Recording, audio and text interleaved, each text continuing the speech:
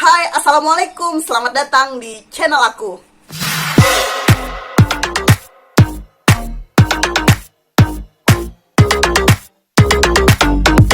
Buat kamu yang baru aja nemuin channel aku, atau mungkin kamu yang udah nonton video aku sebelumnya tapi belum sempat buat nekan tombol subscribe, monggo sekarang detik ini juga kamu tekan tombol subscribe-nya, sama nyalakan tanda loncengnya biar kamu tahu kalau aku ngupload video baru ngebahas tentang cerita-cerita seru, entah itu horor, entah itu tragedi, entah itu sebuah kasus, pokoknya yang seru-seru lah buat diceritain sama kalian. Kalau gitu langsung aja kita ke ceritanya. Tim Baicil kisahnya.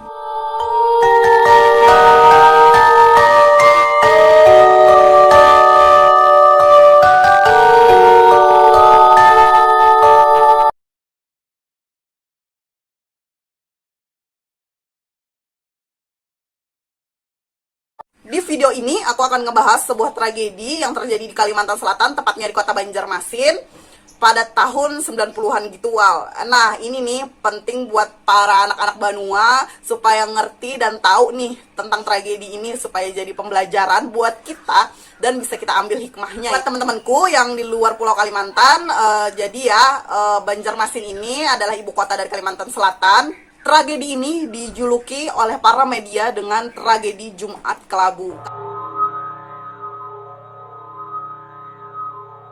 Karena nih di dalam tragedi ini melibatkan sebuah pusat perbelanjaan yang paling terbesar di zaman itu di kota Banjarmasin, Kalimantan Selatan, dan memakan banyak korban serta banyaknya konspirasi-konspirasi politik waktu itu yang didesas-desuskan di dalam tragedi ini. Dan pusat perbelanjaan ini itu namanya adalah Mitra Plaza. Mitra Plaza ini terletak di Jalan Pangeran Antasari nomor 1 Banjarmasin, Kalimantan Selatan. Dan pada tanggal 23 Mei 1997 terjadilah tragedi yang kelam itu. Sampai sekarang pun pemerintah pusat serta pemerintah daerah tidak dapat memastikan pemicu sebenarnya yang menjadikan tragedi ini terjadi. Kalian yang satu Kalimantan sama aku, kalian pasti udah nggak asing ya dengan berita tragedi ini, terutama yang lahir pada tahun 90-an nih. Kalian pasti tahu tentang tragedi kebakaran Mitra Plaza ini. Dan waktu itu beritanya besar ya. Bahkan itu tuh adalah waktu di mana Banjarmasin dalam keadaan yang sangat mencekam banget. Aku masih ingat ya waktu itu. Di sini nih aku akan ngerangkum dan menjelaskan kepada kalian cerita tentang kebakaran Mitra Plaza ini, sekaligus nostalgia dan sekaligus juga buat pelajaran bahwa Banjarmasin pernah gitu mengalami tragedi semacam ini. Sekarang kita bahas ya tentang penyebab tragedi ini terjadi. Menurut informasi yang didapat dari warga setempat, ternyata kericuhan ini terjadi karena tensi politik yang semakin memanas menjelang pemilu tahun 1997. Dua kubu partai antara Partai Golkar dengan Partai Persatuan Pembangunan bentrok waktu itu. Jadi nih awal ya, pada tahun 97 itu ada 3 partai yang melakukan kampanye. Golkar, Partai Persatuan Pembangunan, dan PDIP. Nah, hari terakhir itu pada tanggal 23 Mei 1997 itu adalah hari terakhir Partai Golkar melakukan kampanye. Dan pada tanggal 23 Mei 1997 itu bertepatan pada hari Jumat tua. Dan singkat ceritanya nih, waktu itu pas lagi pada sembahyang Jumat, entah kenapa masa kampanye Partai Golkar ini melewati depan Masjid Nur yang waktu itu banyak yang lagi sholat Jumat, Wal. Ini lewatnya pakai motor. Namanya kampanye ya, Wal, ya pasti ribut ya kan. Sudah pakai motor, terus habis itu mereka juga pasti teriak-teriak menyanyikan yel-yel partai mereka kan. Mereka lewat itu sudah ribut, terus habis itu kan mereka teriak-teriak menyanyikan yel-yel dari partai mereka, dan mereka malah sengaja menarik gas motor atau menyaringkan suara motornya dengan suara knalpot yang nyaring, sehingga para jamaah sholat Jumat yang di masjid tadi merasa terganggu, Wal. Dan apesnya lagi, ternyata yang sholat di dalam itu sebagian besar adalah para kubu dari Partai Persatuan Pembangunan. Karena iring-iringan Partai Golkar tadi dan membuat keributan pada saat sholat Jumat jamaah berlangsung, hingga memicu kemarahan dari para jamaah-jamaah yang waktu itu sholat Jumat di Masjid Nur. Nah, karena sebagian besar tadi ya kan jamaah yang ada di dalam Masjid Nur itu ternyata adalah para kubu-kubu dari Partai Persatuan Pembangunan dan juga sebagiannya adalah warga setempat. Mereka merasa tidak terima dan marahlah kepada para massa Golkar ini tadi karena tidak sopan dan mengganggu sholat Jumat yang sedang berlangsung dan belum selesai, Wal. Dan massa yang marah itu tadi merusak kantor DPD Golkar, dan kemudian massa menjadi tidak terkendali karena warga-warga yang lain juga ikut-ikutan merusak fasilitas-fasilitas kota waktu itu. Entah kayak gimana ya Wal ya, jadi massa ini semakin marah gitu, semakin tidak terkendali, dan petugas keamanan yang waktu itu di Banjarmasin itu tuh kewalahan semua karena jumlah massa yang besar. Terus habis itu mereka nih nggak segan-segan buat merusak mobil-mobil gitu, atau bahkan rumah warga pun menjadi sasaran amukan massa itu. Banyak juga dari para massa itu yang memegang senjata tajam, Wal. Pokoknya ribut, habis itu kacau dan udah nggak ngerti, bingung, petugas keamanan juga kewalahan, nggak jelas nih siapa yang jadi korban, siapa yang jadi pemicu, dan seolah-olah kejadian itu tuh dijadikan pelampiasan sebagai gesekan panas antara suku, agama, permasalahan-permasalahan lainnya. Jadi kayak merembet gitu Wal, yang tadinya awalnya pertama karena mengganggu orang sholat Jumat berjamaah, tiba-tiba kan menjadi urusan partai. Lalu kemudian nih merembet nih jadi masalah urusan antar suku, terus antar agama. Kan namanya Banjarmasin kan adalah ibu kota dari Kalimantan Selatan ya Wala. Sama lah ya kan kayak ibu kota di provinsi lainnya, yang di dalam kota itu tuh banyak gitu ngumpul dari bermacam suku, dari bermacam agama. Ada beberapa etnis Tionghoa yang juga tinggal di Banjarmasin, olah gitu dimanfaatkan oleh beberapa oknum tertentu untuk kayaknya tuh melampiaskan kemarahan mereka. Saking tidak terkendalinya, kebakaran pun terjadi di mana-mana Wal di kota Banjarmasin ini. Petugas kebakaran pun nggak bisa melakukan apa-apa karena saking banyaknya tuh kebakaran yang terjadi. Terus ditambah lagi mereka coba memadamkan api, malah para petugas pemadam kebakaran ini yang diamuk massa. Mereka kayak diserang gitu dari arah mana aja. Dari pertama mereka tadi merusak gedung-gedung pemerintahan, terus mereka juga merusak fasilitas-fasilitas kota, mereka ngebakar mobil-mobil yang mereka temuin gitu di jalan-jalan, dan rumah warga juga dijadikan amukan mereka. Belum selesai nih, di situ mereka pun juga melakukan penjarahan di kota itu. Saking kacau balaunya nih kota Banjarmasin waktu itu, petugas keamanan juga nggak bisa berbuat apa-apa, pasrah gitu. Penjarahan, kebakaran nih udah terjadi nih ya kan di mana-mana. Jadi kan nih ya, tadi kejadiannya itu tuh, kampanyenya tuh terjadi pada jam 8 pagi. Nah, lalu kan saat tengah hari, saat dilaksanakannya sholat Jumat, itu setelah sholat Jumat kan terjadi kerusuhan. Pada saat jam 10 malamnya, 1.000 pasukan pengaman dari Jakarta diturunkan dari pesawat Hercules bersenjata lengkap Wal.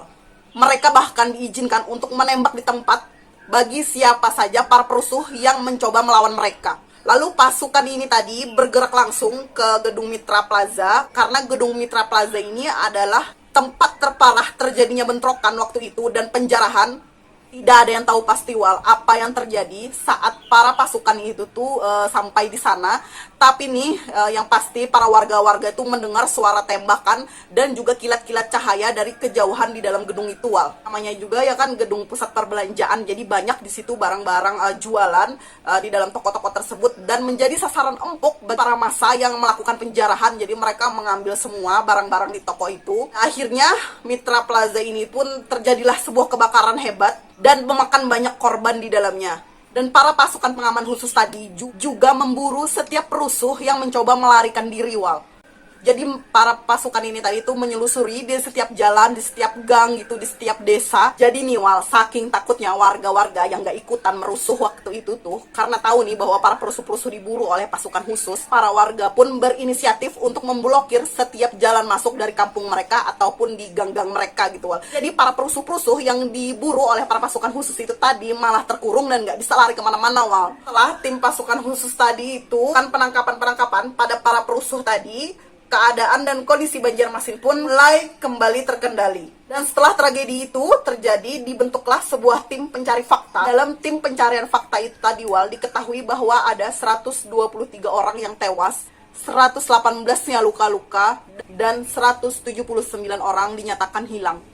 Bahkan ada jumlah yang lebih besar lagi dari Komnas HAM tentang orang hilang ini, dan Komnas HAM pun mencatat bahwa ada 199 orang yang hilang dan 2 orang ditemukan. Sebagian besar korban-korban yang tewas ini adalah para korban yang ada di Mitra Plaza yang hangus terbakar dan tidak bisa dikenali Wal.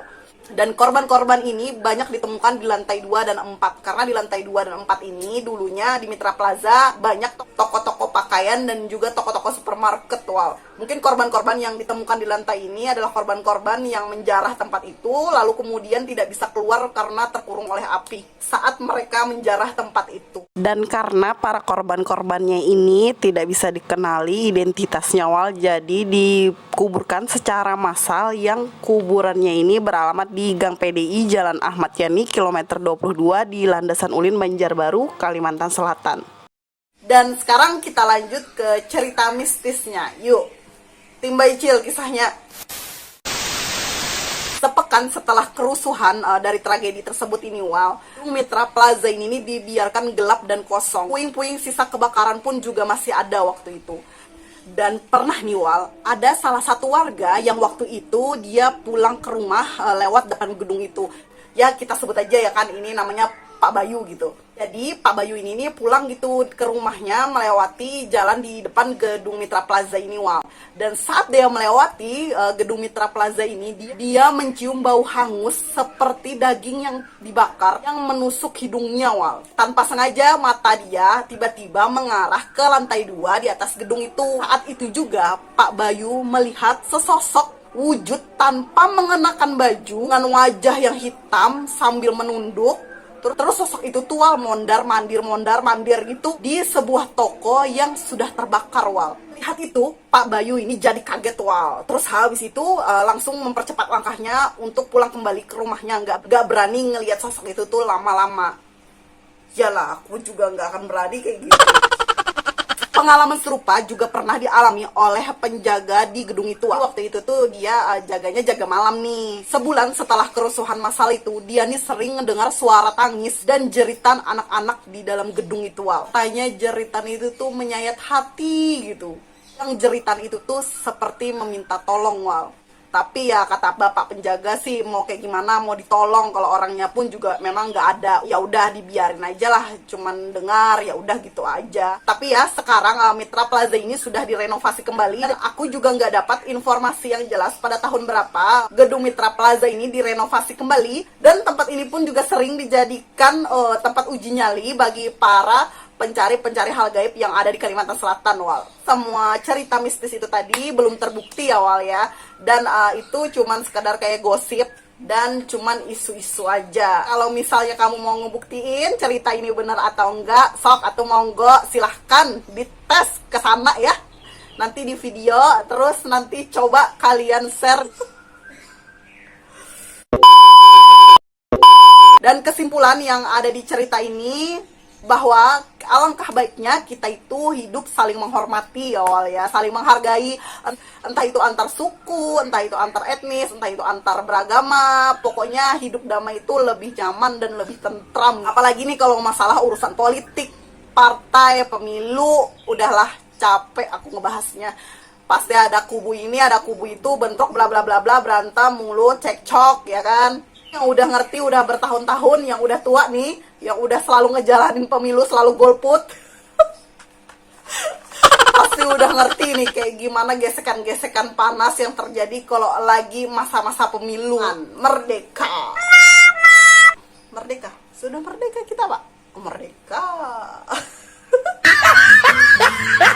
Itu tadi cerita dari tragedi Jumat Kelabu. Semoga bisa kalian petik hikmahnya. Terus mudahan gak akan terulang lagi. Jangan sampailah terulang lagi, entah itu di Banjarmasin, entah itu di kota-kota lainnya yang ada di Indonesia. Semoga semuanya damai, amin. Semoga semuanya rukun, amin. Sekian video aku ini dan sampai jumpa di video aku berikutnya. Wassalam, bye.